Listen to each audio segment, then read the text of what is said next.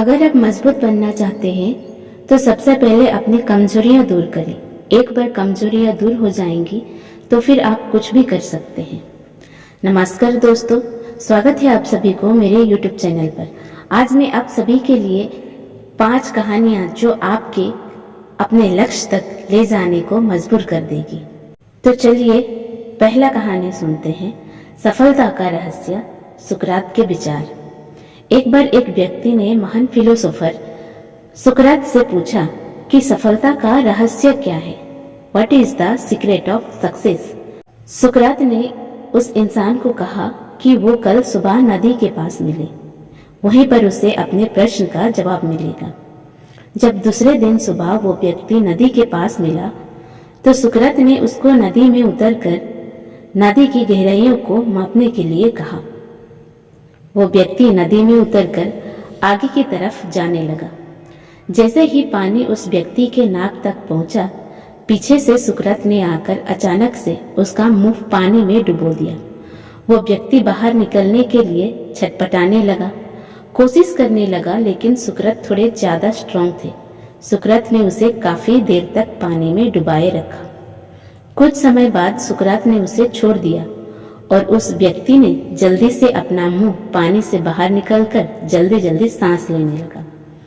सुकरात ने उस व्यक्ति से पूछा, जब तुम पानी में थे तो तुम क्या चाहते थे? व्यक्ति ने कहा, जल्दी से बाहर निकलकर सांस लेना चाहता था। सुकरात ने कहा, यही तुम्हारे प्रश्न का उत्तर है। जब तुम सफलता को उतनी ही तीव्र इच्छा से चाहोगे जितनी तीव्र इच्छा से तुम सांस लेना चाहते हैं, तो तुम्हें सफलता निश्चित रूप से मिल जाएगी। अभ्यास का महत्व। प्राचीन समय में विद्यार्थी गुरुकुल में रहकर ही पढ़ा करते थे। बच्चे को शिक्षा ग्रहण करने के लिए गुरुकुल में भेजा जाता था। बच्चे गुरुकुल में गुरु के सानिध्य आश्रम की देखभाल किया करते थे और अध्ययन भी किया करते थे। वरदराज को भी सभी की तरह गुरुकुल भेज दिया गया।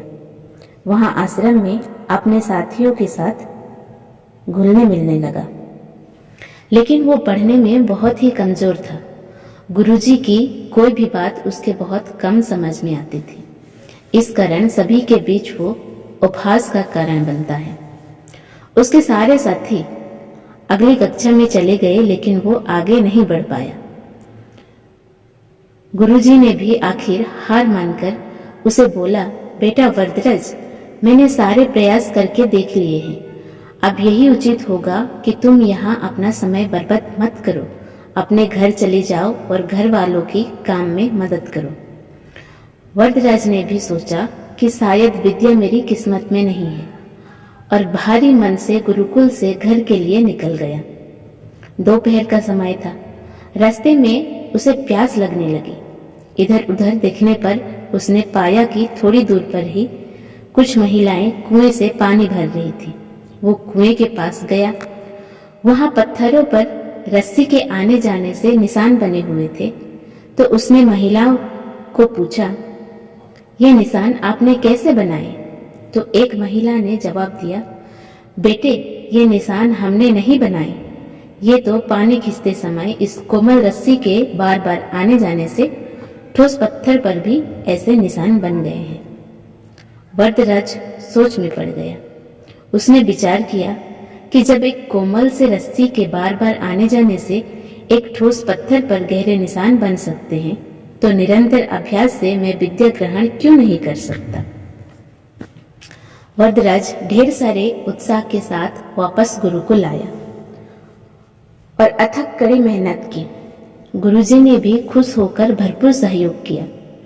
कुछ ही सालों बाद यही मंदबुद्धि बालक वरदराज आगे चलकर संस्कृत व्याकरण का महान विद्वान बना, जिसने लघु सिद्धांत कौमुदी, मध्य सिद्धांत कौमुदी, सर सिद्धांत कौमुदी, गिरवण पदमंजरी की रचना की। इस कहानी का शिक्षा। दोस्तों, अभ्यास की शक्ति का तो कहानी ही क्या है, ये आपके हर सपने को पूरा करेगी। अभ्यास बहुत जरूरी है, चाहे वो खेल हो या पढ़ाई हो या किसी और चीज में। बिना अभ्यास के आप सफल नहीं हो सकते हो। अगर आप बिना अभ्यास के केवल किस्मत के भरोसे बैठे रहोगे तो आखिर में आपको पछतावे की सेवा और कुछ हाथ नहीं मिलेगा। इसीलिए अभ्यास के साथ धैर्य, परिश्रम और लगन रखकर आप अपनी मंजिल को पाने के लिए जुट जाएं। तीसरा कहानी है अभिनव बिंद्रा की, जिसकी जिद और जुनून ने दिलाया गोल्ड मेडल। ओलंपिक में भारत को गोल्ड मेडल मिलने से हर भारतवासी खुशी से झूम उठा। बिंद्रा की जिद और जुनून ने उन्हें इस मुकाम पर पहुंचाया है। बैंकॉक में हुए वर्ल्ड शूटिंग चैंपियनशिप में बिंद्रा की टीममेट रही इंटरनेशनल शूटर श्वेता चौधरी ने कहा कि बिंद्रा ने जो कहा वो कर दिखाया। श्वेता मामूली अंतर से ओलंपिक टीम में जगह बनाने में नाकाम रही। श्वेता ने बताया कि बिंद्रा ओलंपिक गोल्ड के लिए पिछले 4 साल से अनवरत मेहनत कर रहे थे। बिंद्रा ने जो कहा वो कर दिखाया। ऐसे बदली दुनिया। श्वेता बताती है कि एथेंस ओलंपिक के बाद अभिनव के व्यवहार में चेंज आया। एथेंस ओलंपिक में पदक हासिल ना करने के बाद ही उन्होंने निश्चय कर लिया था कि वो अगला मौका नहीं गंवाएंगे। एक स्मरण सुनाते हुए श्वेता ने कहा कि बैंकॉक में वर्ल्ड चैंपियनशिप के दौरान जब भारतीय टीम के अन्य शूटर शाम को शहर घूमने गए थे, बिंद्रा जिम में एक्सरसाइज कर रहे थे। शायद अभिनव को एथेंस ओलंपिक में पदक नहीं जीतने का सदमा ऐसा लगा कि उनके व्यवहार में काफी परिवर्तन आ गया। उसके बाद से वो रिजर्व रहने लगे। इसके पहले वो साथियों के बीच आकर हंसी मजाक करते थे। इसके बाद वो लगातार विदेशों में जाकर प्रैक्टिस करते रहे। श्वेता ने बताया कि बिंद्रा ने स्वयं ही अपने लिए प्राइवेट कोच, पदकलॉजिस्ट व फिजियो नियुक्त किया था। इसके बावजूद छोटी प्रतियोगिताओं में उनके मेडल ना जीतने पर कई बार उनकी आलोचना भी हुई, परंतु उनको जानने वाले जानते थे कि अभिनव में वो क्षमता है जो वक्त आने पर बड़ी प्रतियोगिता में अवश्य दिखेगा। उनका टारगेट ओलंपिक ही था। चौथी कहानी भारत रत्न प्राप्त डॉक्टर एपीजे अब्दुल कलाम। अब्दुल कलाम का जन्म 15 अक्टूबर 1931 को तमिलनाडु के एक गांव धनुषकोडी में हुआ था। इनके पिता मछुआरों को किराए पर नाव देते थे। कलाम ने अपनी पढ़ाई के लिए धन की पूर्ति हेतु अखबार बेचने का कार्य भी किया। डॉक्टर कलाम ने जीवन में अनेक चुनौतियों का सामना किया। उनका जीवन सदा संघर्षशील रहने वाले एक ऐसे व्यक्ति की कहानी है जिसने कभी हार नहीं मानी तथा देश हित में अपना सर्वस्व न्यौछावर करते हुए सदा उत्कृष्टता के पथ पर चलते रहे। 71 वर्ष की आयु में भी वो अथक परिश्रम करते हुए भारत को सुपर पावर बनाने की और प्रयासरत थे। भारत रत्न डॉक्टर अब्दुल कलाम भारत के 11वें राष्ट्रपति बने। वे भारत रत्न से सम्मानित होने वाले तीसरे राष्ट्रपति हैं। भारत के मिसाइल कार्यक्रम के जनक डॉक्टर कलाम ने देश को अग्नि एवं पृथ्वी जैसी मिसाइलें देकर चीन एवं पाकिस्तान को इनकी रेंज में लाकर दुनिया को चौंका दिया।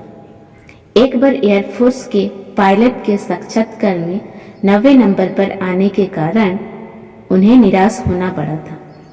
वे ऋषिकेश बाबा शिवानंद के पास चले गए एवं अपनी व्यथा उन्हें सुनाई।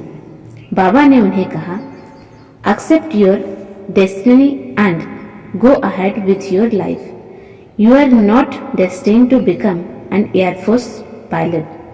What you are destined to become is not revealed now, but it is predetermined. Forget this failure, as it was essential to lead you to your existence. Become one with yourself, my son. Surrender yourself to the wish of God. बाबा शिवानंद का कहने का अर्थ ये था कि असफलता से निराश होने की आवश्यकता नहीं है, ये सफलता आपकी दूसरी सफलताओं के द्वारा खुल सकती है। तुम्हें जीवन में कहाँ पहुँचना है इसका पता नहीं, अब कर्म करो, ईश्वर पर विश्वास करो। You have to dream before your dreams can come true।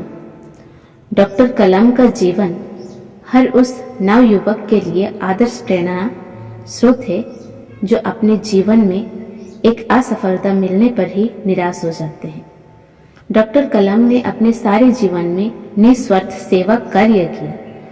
उनका राष्ट्र प्रेम और उनका देशभक्ति का जज्बा हर भारतीय के लिए सबक एवं प्रेरणा का पुंज है और हमेशा रहेगा। पांचवी कहानी, महान गणितज्ञ रामानुजन धुन के पक्के।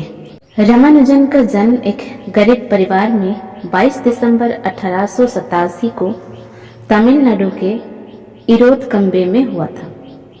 उनके पिता एक साड़ी की दुकान पर क्लर्क का काम करते थे। रामानुजन के जीवन पर उनकी मां का बहुत प्रभाव था। जब वे 11वें वर्ष के थे तो उन्होंने S.L. लोनी द्वारा लिखित गणित की किताब की पूरी मास्टरी कर ली थी। गणित का ज्ञान तो जैसे उन्हें ईश्वर के यहाँ से ही मिला था।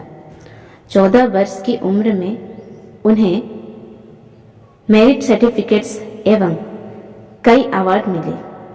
1904 में जब उन्होंने टाउन हाई स्कूल से स्नातक पास की तो उन्हें के रंगनाथ राव पुरस्कार प्रधान अध्यापक कृष्ण स्वामी आयर द्वारा प्रदान किया गया।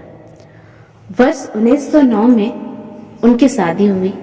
उसके बाद वर्ष 1910 में उनका एक ऑपरेशन हुआ। घर वालों के पास उनके ऑपरेशन हेतु पर्याप्त राशि नहीं थी। एक डॉक्टर ने उनका मुफ्त में यह ऑपरेशन किया था। इस ऑपरेशन के बाद रामानुजन नौकरी की तलाश में जुट गए। वे मद्रास में जगह जगह नौकरी के लिए घूमे। इसके लिए उन्होंने ट्यूशन भी किए। वे पुनः बीमार पड़ गए। इसी बीच वे गणित में अपना कार्य करते रहे। ठीक होने के बाद उनका संपर्क नेल्लोर के जिला कलेक्टर रामचंद्र राव से हुआ। वो रामानुजन के गणित में कार्य से बेहद प्रभावित हुए। उन्होंने रामानुजन की आर्थिक मदद की। वर्ष 1912 में उन्हें मद्रास में चीफ अकाउंटेंट के ऑफिस में क्लर्क की नौकरी भी मिल गई। वे ऑफिस का कार्य जल्दी पूरा करने के बाद गणित का रिसर्च करते थे। इसके बाद वह इंग्लैंड चले गए। वहां उनके कार्य को खूब प्रशंसा मिली। उनके गणित के अनूठे ज्ञान को खूब सराहना मिली। वर्ष 1918 में उन्हें ट्रिनिटी कॉलेज कैम्ब्रिज का फेलो चुना गया। वो पहले भारतीय थे। उन्हें इस सम्मान के लिए चुना गया। बहुत मेहनती एवं धुन के पक्के थे। कोई भी विषम परिस्थिति, आर्थिक कठिनाइयां, बीमारी एवं अन्य परेशानियां उन्हें अपनी धुन से नहीं डिगा सकी। वे अनंत सफल हुए। आज उन्हें विश्व के महान गणितज्ञों में शुमार किया जाता है। 32 वर्ष की छोटी उम्र में ही इस प्रतिभाशाली व्यक्ति का देहांत हो गया। दुनिया ने एक महान गणितज्ञ को खो दिया। तो दोस्तों, कहानी आप सबको कैसे लगी कमेंट करके जरूर बताइएगा। आशा करती हूँ आपको हमारी ये रियल लाइफ इंस्पिरेशनल स्टोरी अच्छी लगी होगी। ऐसे ही और कहानी सुनने के लिए कमेंट करके जरूर बताइएगा कि आपको कहानी कैसा लगा। और जो चैनल पर नए हैं वो चैनल को सब्सक्राइब करना बिल्कुल भी ना भूलें। Thank you.